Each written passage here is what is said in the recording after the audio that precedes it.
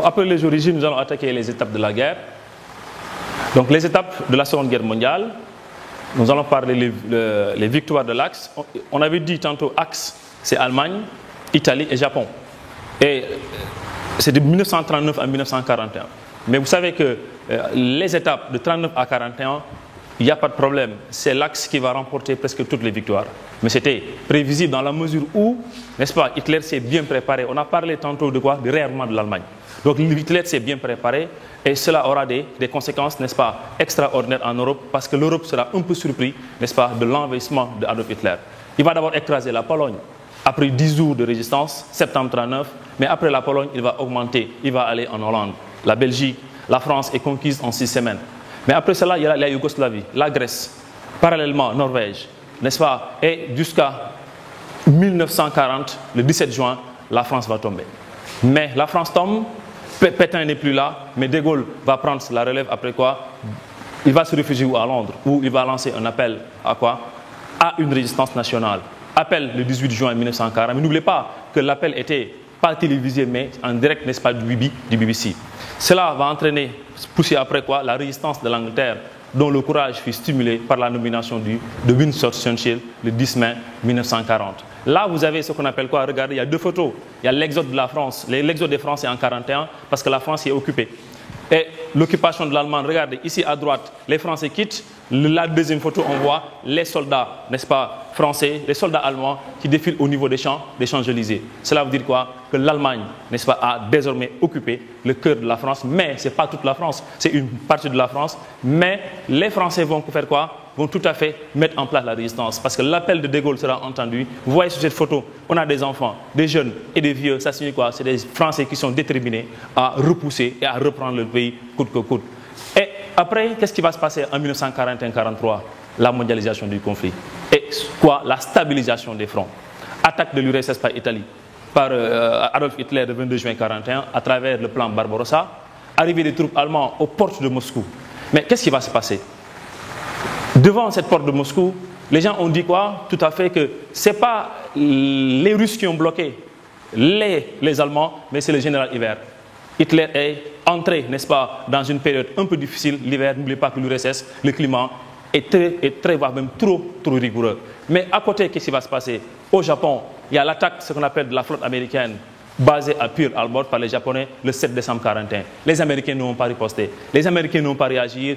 Pour eux, 1941, après l'attaque, automatiquement, les Américains entrent en guerre en 1941. Et l'entrée en guerre des États-Unis aura des impacts, aura, n'est-ce pas, une conséquence positive dans la mesure où l'URSS n'a pas capitulé, l'Angleterre n'a pas capitulé, mais ils sont fatigués de recevoir des bombes qui tombent de partout.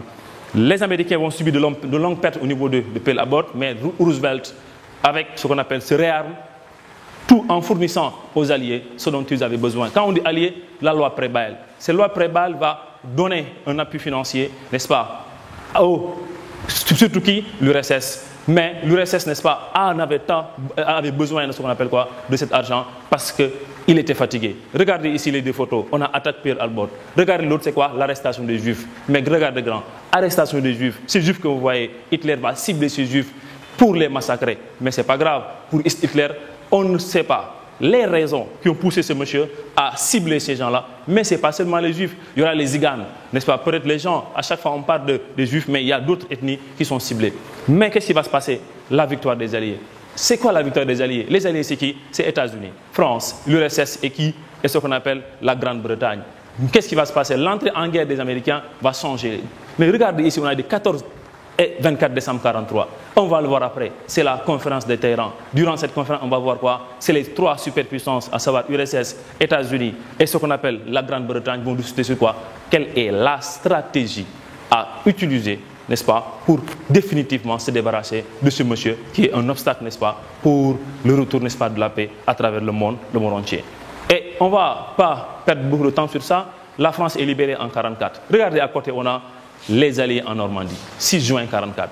Mais on ne va pas trop, n'est-ce pas, approfondir dans la mesure où, au moment où on va parler ce qu'on appelle quoi, des conférences, on reviendra sur ce débarquement 6 juin 1944. Mais ce débarquement a été décidé lors de la conférence de Téhéran, n'est-ce pas, en 1943. Donc, il y a cette partie qu'on appelle Hitler va se suicider le 30 avril.